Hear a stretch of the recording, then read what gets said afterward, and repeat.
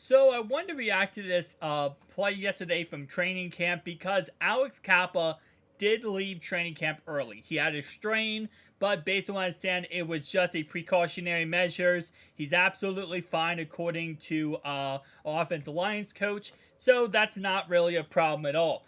But what that did do is it gave Jaxon Kirkland a chance to come in and actually be an absolute superstar for us. Keep in mind, last 3, 4 seasons, offensive line has been the biggest problem.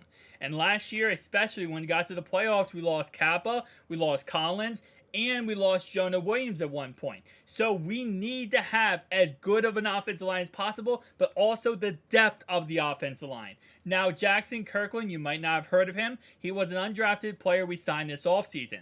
Now, what's cool about him was around 2 years ago, this guy could have been a top 15 pick in the NFL. He ended up not being a top 15 pick because of injuries. So because of injuries, he stayed in college, and then he ended up going ahead and going undrafted this following season. So he is now going to be the guy who, if we don't have Kappa, he can play right guard, he can play right tackle, he can play left tackle. So, and left guard. So you can play pretty much anything. Now, on this play, this is actually a run by Chase Brown. So here is Chase Brown. Just taking a look at this. Now, usually how these training camps work is that once you are touched by a defender, you are down. This avoids any injuries or problems, because obviously you don't want to have one defender slamming into another defender. I'm sorry, offender. It happens, that's just football. But at the same time, though, you want to eliminate all that risk as much as possible in training camp so you don't have injuries like, we've had so far. Nonetheless, though, if you do watch this play, and I believe it's not if you get touched right here. I think if you get stopped right here, then you're down. But I think if you get an open field and you get touched, then you're down. But what I want to focus on here is, yes, it was a good run by Chase Brown, which, again, he is developing very quick and very well for this offense. And you might say, well, Joe Mixon's still starting running back, obviously. But to have a 1-2 punch, good offensive line, a really good 1-2 punch at running back, yes, we have the best receivers in the game, but to have that run game, keep the defense balanced, really make it so that we're not one directional. Look what happened in the Buffalo Bills playoff game. We ran the ball very effective, and we demolished them. We let our defense do the work, and in our offense, we had good passes, good receptions, and also good run game. Now, taking a look at this play, take a look at him. Number 60 is right here. This is Jaxon Kirkland. So what this is, it's a pull-off block. So you can see right here, his job is to get to the second level, pick up his guy, and then obviously right here is where Chase Brown's going to come running around. Actually, right there, he's going to come running around. And again, good play by number 60. Good run by Chase Brown, but good play by Kirkland here too. Find your guy, make the block, and there. And again, he's not perfect. I'm not sitting here saying that this is the best offensive line play to ever do it, and I can't believe how amazing. No, it's not perfect. He's an undrafted player, right? He's still learning. We're early in training camp. But it's stuff like this that he's going to home in on and get perfected. And again, he's not going to be the best offensive lineman for us, obviously, because he's not the starter, right? If he was better than Kappa, we would put him in over Kappa.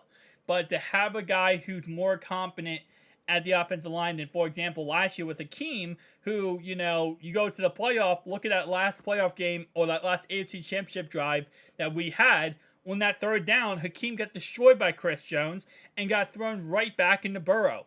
That type of stuff, if we have a competent backup, we don't have that kind of problems happen. In that championship, the offensive line was absolutely horrendous. So all the intangibles Kirkland has, the strength, the height, the weight, he has all that kind of stuff. And he did play at a high level in college. So it's not like he can't, adjust to the NFL. It is going to take some time, though. I would definitely tell you that. And this is the first time he also got first team reps. And I want to also point out one more thing that I think a lot of people don't really think about when it comes to, you watch offensive line, you watch offensive training camp footage, right? And you're like, oh my gosh, they look like that offense didn't look that good today, right?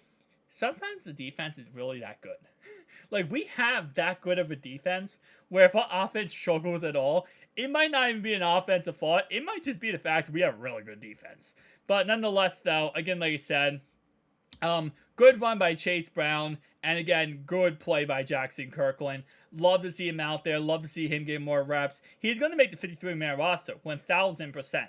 Now, the second thing I want to talk about today is going to go ahead and be this drone. So, yes, we had a drone at Cincinnati Bengals training camp. According to the Bengals, this was not ours. This was not the Bengals media team doing a drone. So, somebody flew a drone on the facility, right, on the practice field. Now, obviously, there's a lot of different laws around flying drones, and you can't just fly drones willy-nilly like you used to be able to, because some people are flying drones up in the air too high, and planes are hitting them. Clearly, there's problems, right? Nonetheless, though, this kind of reminds me of, Spygate. The whole Bill Belichick cheating, recording different processes so that he knew what was going to happen before playing the team. Listen, I'm just going to say this right now, okay? Chiefs, you guys do not have to go buy a drone to beat us.